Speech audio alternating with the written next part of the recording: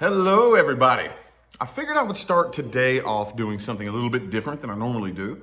I have with me here the top 5 most frequently asked questions that I receive. Okay, I've been meaning to make this video for a long time, and I figured, okay, well, let's just go ahead and bust it out today. All right. What I mean is, when I skim through my comments and when I, look in my inboxes and whatnot, I get a lot of questions, and I have for quite some time. And I do the best that I can to respond to everybody, but it does get very overwhelming, okay? So I have picked out the top 5 questions people ask me the most, okay? So here we go. Advice on growing my tarot channel. That's probably one of the biggest ones. Do you have any advice? I've just started a tarot channel, The only advice that I can give you is what intention are you putting into it? Okay, that's very important. Very, very important. Most people are chasing the wrong thing, okay? I see a lot of people out there, and bless their hearts, they're chasing a career. They're chasing that self-employment, and the money coming in and the popularity and stuff like that. And everybody that I see that does this isn't very successful, okay? And as I explain a lot in my Law of Attraction talks, whatever you chase will run from you, okay? Whatever you chase will run from you. I would highly advise, if you are into reading the tarot, if you are wanting, if you feel like you have a message you need to get out there, focus it on you. Focus it on you. If your number one intention is to make money and make yourself look better and things like that, it's not really going to work. Focus on you. How can I use this tool? That's all it is a tool, y'all. How can I use this tool to help me? How can I use this deck of cards that, the origin of it is, who knows? I've heard a lot of different stories as to how it started, but how can I use this tool to help me evolve, to help me expand my consciousness, to help me understand energies, to help me communicate with the other side, to help me communicate with my guides and my, guardian angels or whatever you want to call it. How can I use this for me? I'm going to tell you what right now, y'all. When I first picked up my first deck of tarot cards, I never, ever imagined accepting a dime for reading for somebody. I never imagined becoming popular. The idea of me being successful was something that I was manifesting, okay? And I was looking in all the wrong places and trying all the wrong things. But long story short, if you would have told me that I was going to become a successful tarot card reader, that I was gonna, basically where I am today, I would have sabotaged that path if you would have told me that that's where I was headed, okay? Energy flows where you put it. So think about it. The universe is a direct mirror, okay? If you're putting energy out here, energy is going to flow out this way. It's going to run from you, okay? If you're putting energy on chasing a career, that energy is going to run this way. If you're putting energy on chasing popularity or whatever the case may be, energy is going to run this way. But if I put my energy in here, like I say all the time, when it comes to service to self, service to others, okay, it behooves you, if you ever want to be of service to others, to be of service to yourself. That's the thing.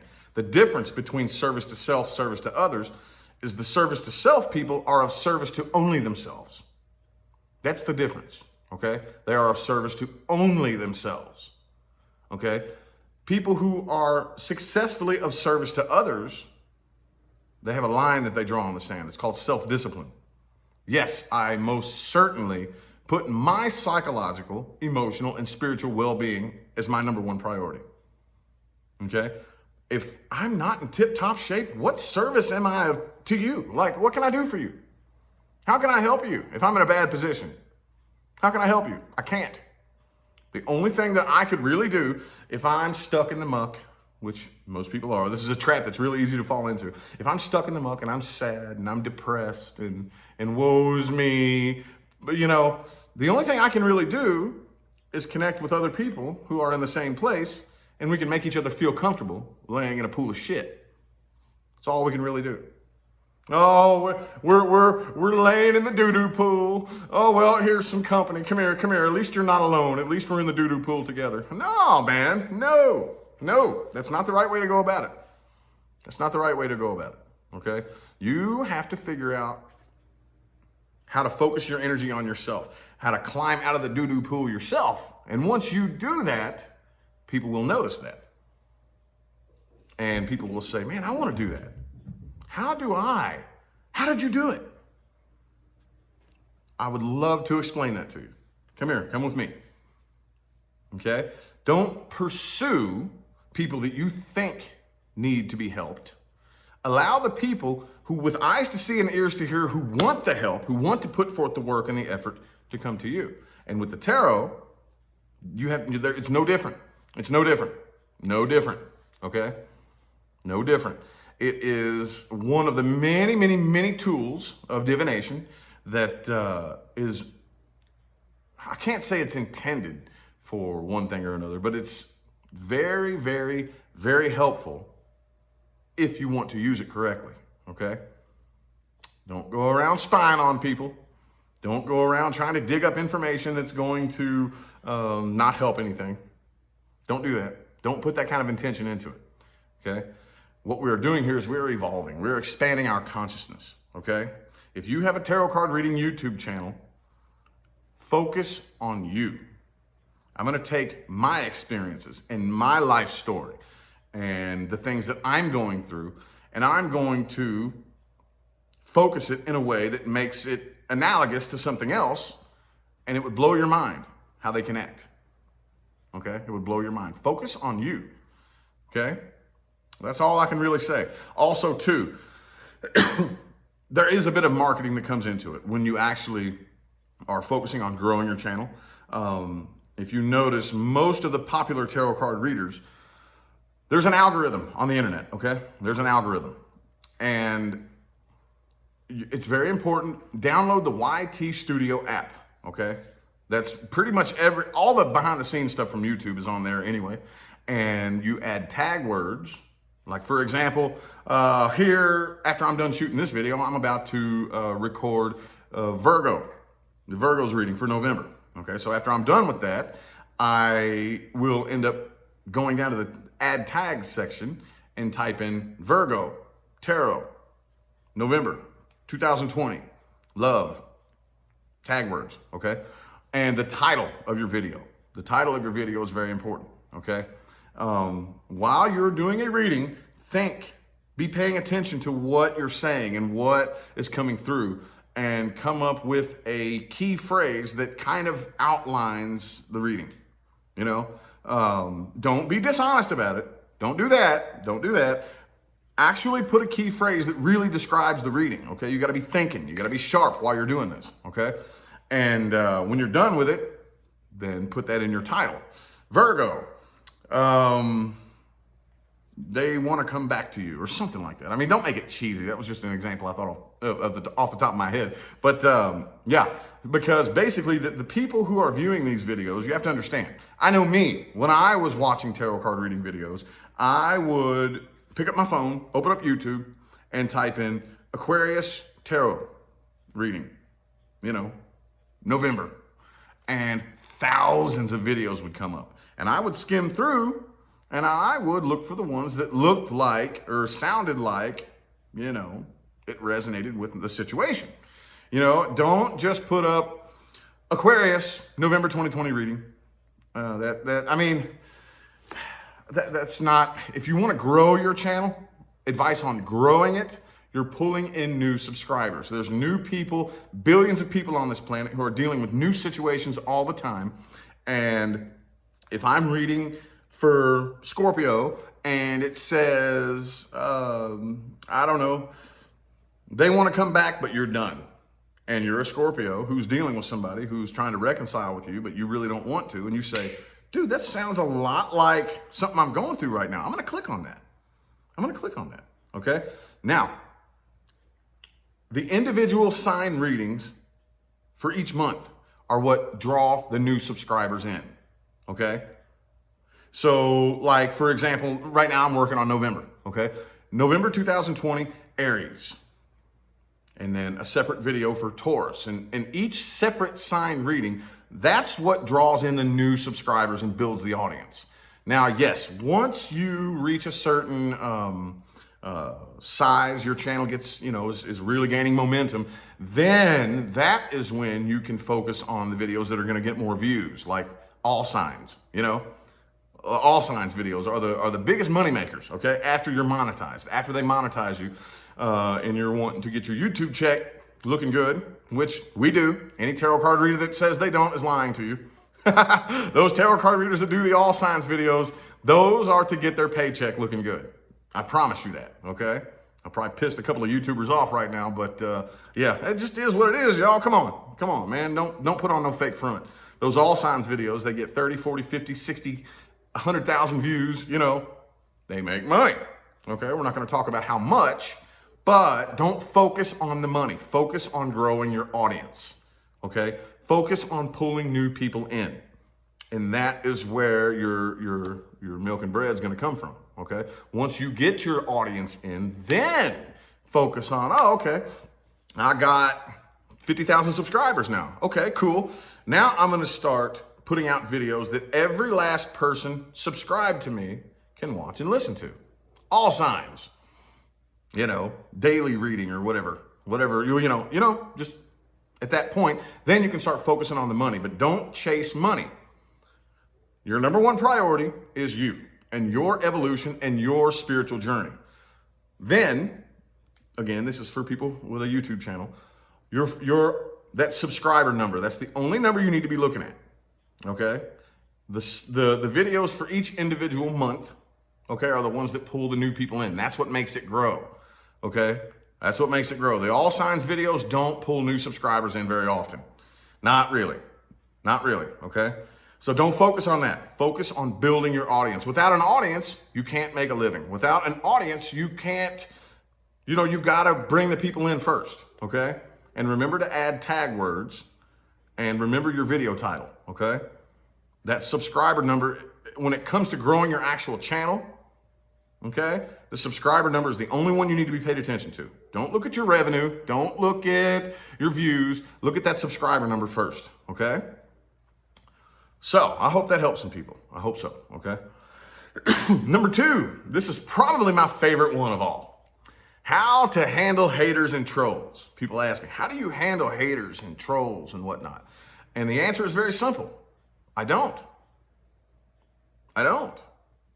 handle them. What do you mean handle them? Why would I waste my time handling haters and trolls? Look, listen, y'all. It's very important to understand. Now, take your internet goggles off, put your phone down, close your laptop, and think about reality, real life. Who are these people who are going around the internet hating, typing mean, hateful comments, watching people that they hate, watching things that piss them off, and just writing the meanest comment? And, who are these people? Put your phone down, close your laptop, look at reality. Who are these people? Who are they in reality? Are they happy people who are successful and have a good relationship? They're in a happy marriage with a happy family, and are they happy people who have a nice life? No. They're miserable, sad, lonely, broken fucking people. Okay? That's just all there is to it. Okay?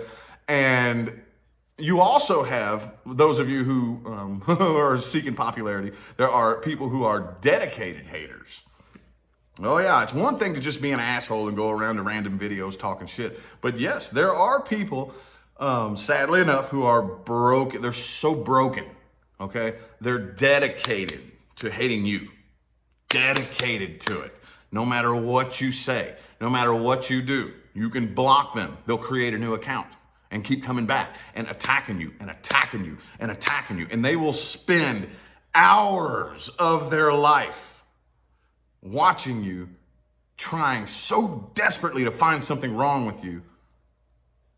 Who are these people who are doing this? Who are they? What are they trying to do? What they're trying to do is they're trying to get a reaction out of you.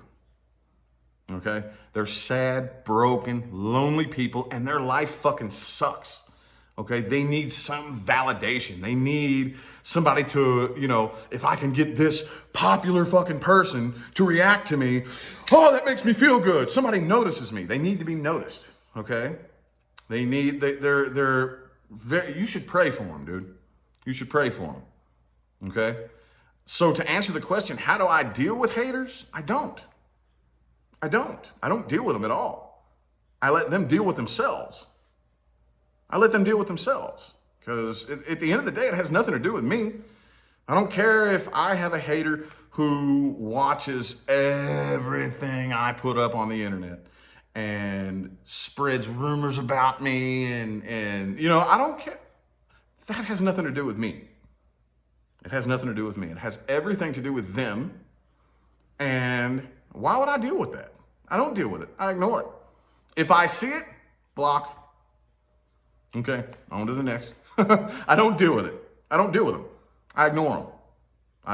And I wish them love and light and healing. That's what I do. Okay? That's much easier said than done. Okay, those of you who are actually interested in and will end up becoming successful, it's a challenge. It's a challenge. I'm sure there's not one single public figure on the internet who doesn't deal with this. And I'm sure you've heard a lot about it. And the first thing, whenever people start responding to it and reacting to it, the first thing we say when we're an audience member is, oh, just ignore them, and then you pop off and get successful and you're put in that position. And the next thing you know, they're a lot harder to ignore than you thought. Take your internet goggles off. Put your phone down. Close your laptop. Think, who are these people? Who are they? Why would somebody dedicate all of their energy to being fucking angry and trying to pull you off the mountain that you're climbing up? They're sad, broken, lonely, fucked up people. I don't deal with them at all. I fucking ignore them. I completely ignore them, okay? Think about that, okay? I know there's at least one person that needed to hear that, okay? Number 3, why do I always talk about the law of attraction? Okay, for those of you who are new to my channel and new to my style, I mix law of attraction into my videos very frequently, okay? Why? Because that's my primary foundation, okay? I've told the story, a lot of you know this. My success journey began when I was homeless. I lived under bridges, I lived in tents in the woods, I slept on the streets, ate out of trash cans, drank a gallon of vodka a day, and I've told the story on my chat channel, Rich and Leah Behind the Scenes. I touched on a lot of this the other day, but long story short, I ended up acquiring a free government-issued phone and was playing around on YouTube and found my first law of attraction video in the middle of this transition of being homeless and living in homeless shelters. And I was like, whoa, really? What the hell? Law of attraction? You mean to tell me that this stuff happening out here isn't happening to me? I'm not a victim of my homelessness. I'm not a victim of my addictions. I'm not a victim of these people who are abandoning me and doing these bad things to me. And I'm not a victim? Are you mean to tell me that the way I think, my belief systems, and the way I perceive life is creating this for me? Are you serious? You mean to tell me that I created this? And not only did I create this, but I have the power to rewire my own brain and create something new, create something 1,000 times better than I've ever even imagined? Is that what you're trying to tell me? It's on. It's on. If this is real, I want to find out. I'm going to start playing with this. It's on, dude. Watch me. Watch me. Watch me get up out of these homeless shelters and up off the streets and pop off and do something big and huge. And then I'm going to figure out a way to teach other people how to do the same thing. I said that to myself. Couldn't tell you the first fucking thing about a tarot card. This tarot? I didn't even know what tarot was. The only thing that I knew when it came to the tarot was back in the 90s, the infomercials with Miss Cleo. I have one of her tarot card decks, by the way. Get your free tarot reading, So if I heard tarot cards, that's the first thing that popped in my head is Miss Cleo. Get your free tarot reading. So dude, I'm telling you, I didn't know anything about anything spiritual, anything about anything that has to do with manifestation. None of that, none of those concepts were anywhere near me, okay? That was a totally different universe. But I said, watch me.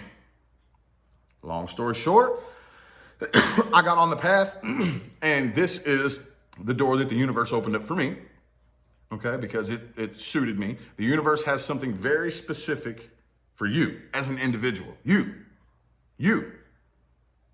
the individual entity that you are, the universe has something very, very specific that you and only you are fucking really good at, that the universe needs you to do. You have to get on that path. You have to allow the universe to open the door for you, and that's where it is. So why do I always talk about it? Because if you look around the community of spirituality and enlightenment and awakening, and especially the tarot card reading community, it gets really, really easy for somebody in my position to become very popular and make a lot of money and lead you around in circles. And you're just kind of like a dog chasing your tail. After a certain point, you're just going around in circles and you get addicted to advice. It's very easy to get addicted to like inspirational videos and motivational videos. You get addicted to it. I've been there. And after a certain point, I found myself spinning around in a circle. Okay? So, me being the Aquarius that I am, I guess, I decided I'm going to do something different.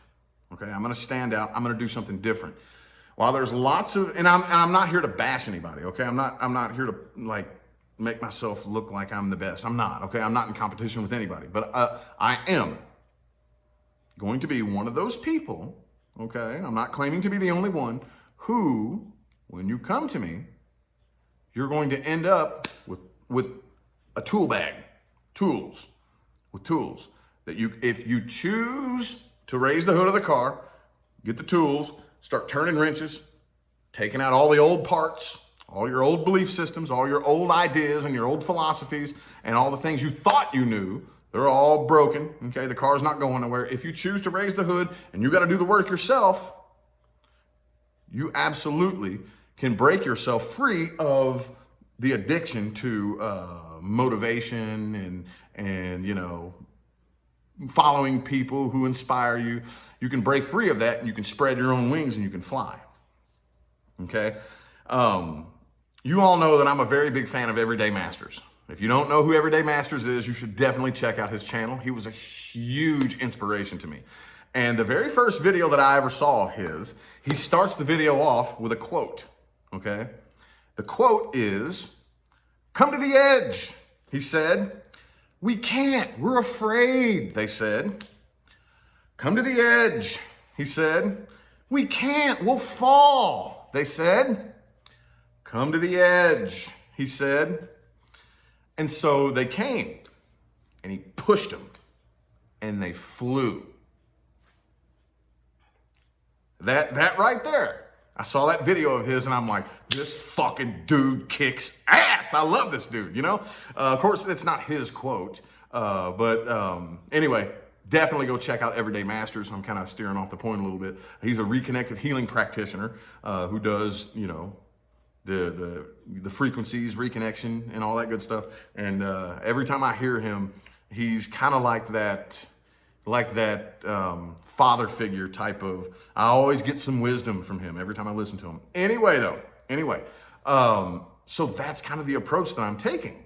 Okay, I don't want to just spin you in a circle. I don't want you to just spin around in a circle, around and around and around and around. I talk about the law of attraction all the time because I'm inviting you to the edge. And I'm going to push you. And you'll see. that these wings that you didn't even know you had, whew, and you'll fly. That's why I always talk about the law of attraction, okay? No, don't spin around in a circle. Spread your wings and fly, okay? Oh, let's see. Last one. We're on the last one. Oh, no. I skipped one. Sorry. This is another one that I get very frequently. Can I read for myself? Can I read for myself? No, not anymore. Yes, I did originally pick up tarot cards to read for myself. That's the only thing I ever gave a shit about starting off. There was a situation that I was dealing with that I just had on my mind, something that happened in my life that I was not able to let go of. And the first YouTube tarot card reading that I ever saw, which was from Carol's Universe, okay, told the story. And I became addicted at that point and became frustrated because I wasn't getting the message I thought I wanted to hear on the YouTube readings. So I said, dude, you know what? I'm broke. I make minimum wage. I work at a car wash. I can't afford to pay somebody, $50, $100, whatever they charge. I can't afford that. I'm going to get tarot cards and I'm going to learn this shit myself to read my own situation. And at the time, maybe I could at the time when it came to that, but now I'm so far along in the game. As far as that situation goes, it's a fart in the wind now. Now I'm so far along in the game. If you ask me to pull a spread for myself or anything that I'm closely emotionally connected to, I cannot. And I have heard many other genuine, legitimate readers say the same thing. If it's something about my personal life or about somebody in my life, anything that I actually care about the outcome, I can't read it. I'll get too emotionally involved, too scared, too freaked out, like, oh my God, what does that card mean? 10 of Cups could come up and my paranoia could say, oh my God, is that something bad? You know what I'm saying? Like, it's always, no, I can't really read for myself. And it's kind of weird. I know I said I started out reading for myself, that it was the driving force, that obsessiveness, to find clarity on my own situation is what drove me to learning the cards and learning how to read. But now, no, I cannot, okay? So not a really deep explanation as far as that goes. No, I cannot read for myself, okay? Last but not least, now, number 5, how do I become more intuitive? You don't become more intuitive. You become less egoic. Okay, I don't know if that's a word. If it's not, it is now, because I said so. You are already intuitive as fuck. You are already tapped all the way in to everything. You already are. What happens is, as part of this game, as part of being a human on this planet, in this dimension, in this, part of it consists of being programmed to ignore it. And I'm not digging up a conspiracy wormhole. I'm not, okay? That's part of the game. We knew it long before we got here. We agreed to it before we got here. Your awareness and your consciousness and the huge being that you are trickles a little bitty piece of its awareness, like the size of a needle point, down into this little bitty fetus brain, okay? That doesn't know anything, okay? And from the minute you exit the womb, well, even before that, if you want to dig real deep, but let's just say from the minute you exit the womb, you are immediately being programmed. Immediately being, all the information, all the things that you see, what you see people doing, you're being programmed, okay? And as you grow up, it's putting building blocks around your consciousness, okay? It's putting a wall up around it.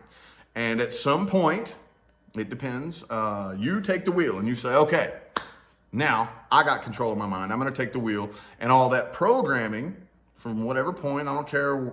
Some kids do it really young. Some people do it when they're teenagers. Okay, I'm going to take the wheel.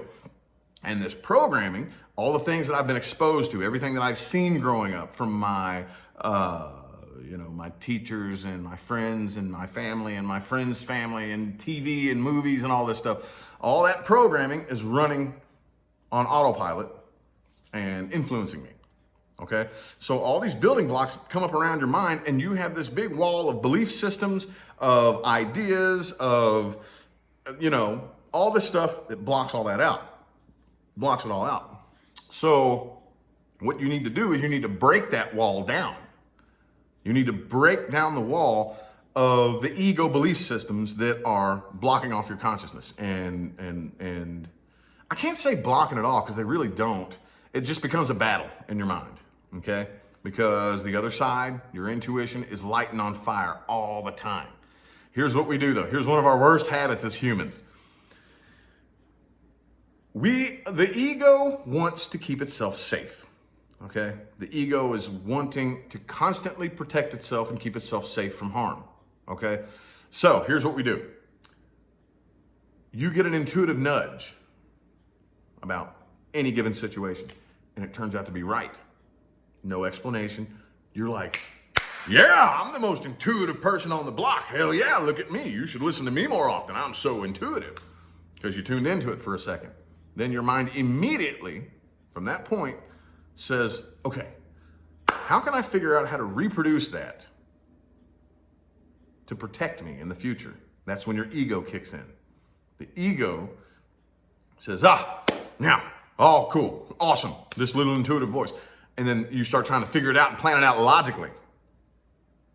And once the ego takes control, the intuition, it doesn't work. It doesn't work that way. So that's the battle of ego and intuition that we all encounter.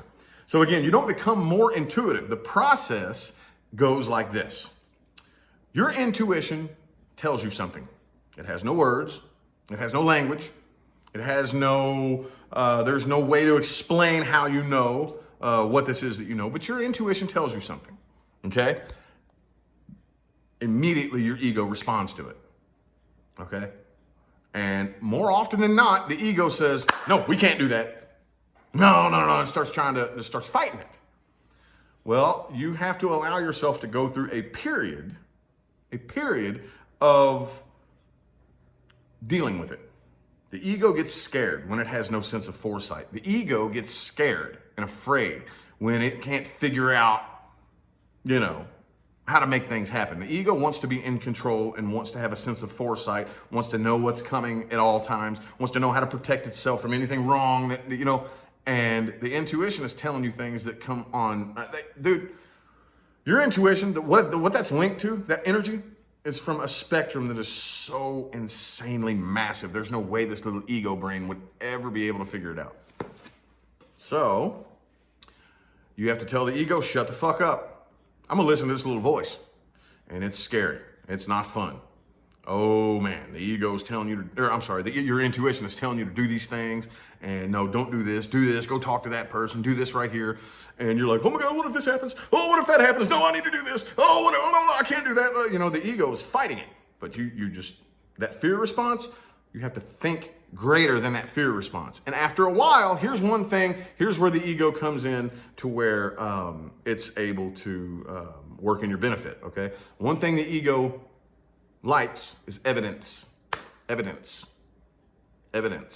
okay? The ego likes things to be proven to it, okay? It's gonna take some time to get that evidence. You have to follow your intuition long enough and prove to the ego enough times that when we follow this weird little voice, shit works out somehow. And after a while, again, it depends on how old you are. It depends on the energies that govern you. Are you a fixed sign? Or, all these different things. But after a while, at some point, the ego starts to say, cool. Whoa, dude. Really? Every time we listen to this weird little voice, it fucking works out somehow.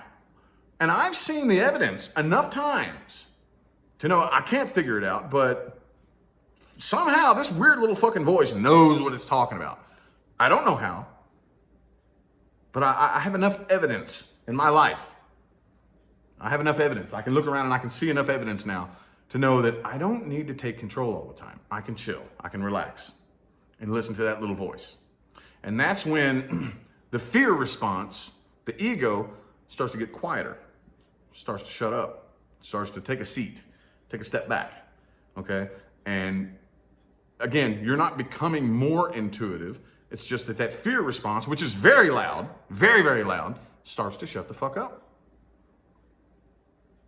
And that's the way it works. It's not comfortable, it's not fun, it's painful, it's scary, but you don't become more intuitive, your ego becomes quieter.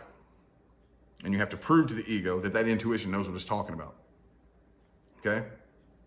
So, anyway, well, that's the 5 questions, y'all. I hope that those of you who are asking these questions got something out of that, because again, for a long time now, a year or so, I've been getting, people reach out to me for all kinds of different things. And I have gathered a list of questions that I get asked the most, and I wrote them down on paper, and that's them. So anyway, thanks for tuning in again. I hope that helped you. If it didn't, oh well. Who cares? Anyway, I'm going to go ahead and get out of here, y'all. I'll see you sometime between now and the rest of all eternity. All right? Y'all have a good one.